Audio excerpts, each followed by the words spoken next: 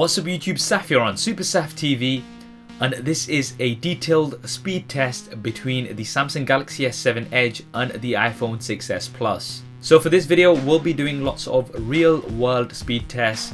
That includes unlocking the devices, camera launch, testing out some daily apps as well as some more intensive gaming apps, and then looking at RAM management towards the end too. Now before we start, just to show you that we have the latest versions of the software on both of these devices here, and this is the octa-core version of the S7 Edge that we have in house. And also a quick thanks to Carphone Warehouse for providing the S7 Edge. You can go ahead and pre-order the S7 or S7 Edge from their website right now, and they have some great deals. I'll be linking to them in the description below. So firstly, getting the benchmarks out the way, Geekbench 3 scores the iPhone 6s Plus higher for the single core score. However, for the multi-core score, the Samsung Galaxy S7 Edge does come out on top. Now moving on to the unlock speeds, I've done a detailed fingerprint scanner speed test between these two, and I'll link that in the cards. But in summary, the iPhone 6s Plus does read the fingerprint slightly faster.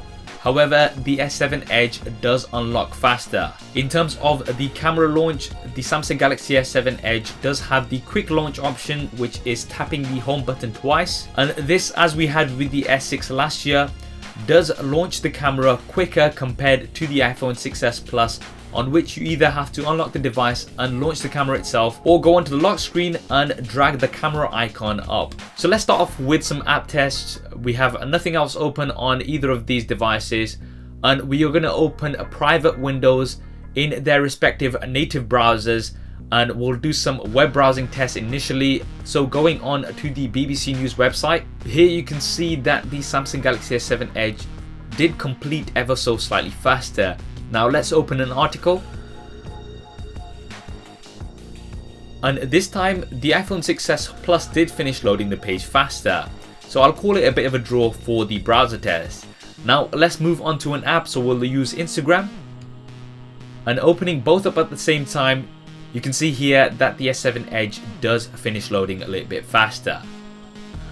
Going onto my profile, the iPhone 6s Plus this time finishes a little bit faster, and opening up a few images are slightly faster on the Samsung Galaxy S7 Edge. Now let's move on to YouTube, so we'll go over and open up a trending video, and the iPhone 6s Plus was actually ever so slightly faster here. We'll leave the video open here and let's go onto a game now. So Temple Run 2, we'll speed this up slightly. And the iPhone 6s Plus does finish loading Temple Run 2 faster. We'll start the game here and we'll leave this open. And let's move on to Dead Trigger 2. So this is also quite intensive and a 3D game, and it does finish faster here on the iPhone 6s Plus again. So we'll play the game and see which one finishes loading the game up faster overall. And once again, it is the iPhone 6s Plus. So we'll leave both of these open, and let's just try RAM management, because at this point the Samsung Galaxy S6 last year was closing apps in the background. So we'll go onto the browser first, still in the same place where we left them on both. Let's now go into Instagram and see if they are both where we left them, and once again this is fine here. Now let's move on to YouTube and see if we've still got the video open. Yep, open here on both, and we can start playing on both as well, and it works pretty well. Moving on, let's go on to Temple Run 2 in the same place where we left it on both. And now let's go into Dead Trigger 2 and see if it's still in the same place on both. So RAM management actually seems to be pretty good here on both. Let's just try one last game. So we'll try Marvel Contest of Champions, which is once again quite intensive on graphics, and see which one loads up faster. After speeding this up, once again it is the iPhone 6s Plus. So here for gaming, you can see that the iPhone 6s Plus is faster overall, but that does partly come down to the fact that it's got a low resolution. You've got 1080p versus Quad HD on the Samsung Galaxy S7 Edge.